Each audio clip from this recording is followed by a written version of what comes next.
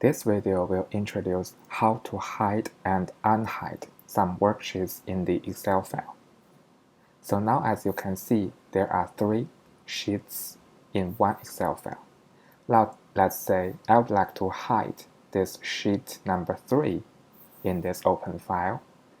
So we can go to Home tab, Format, Hide and Unhide. We can just click Hide Sheet. So as you can see, this one has disappeared.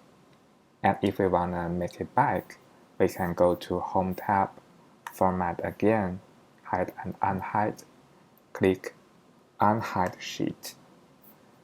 So there is a new window popping up. We can click sheet number 3, click OK, and it's back. And of course, we can use a second method. So move our cursor here and right-click. See this hide? Click it. So sheet number 3 has been hidden. Let's do again. For sheet number 2, I want to hide it as well. So it's hidden.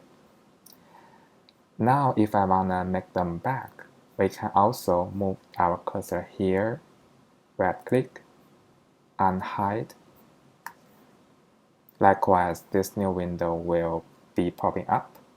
So we can check sheet 2 or sheet 3, or press Shift and select both. Click OK. So now sheet number 2 and sheet number 3 are back.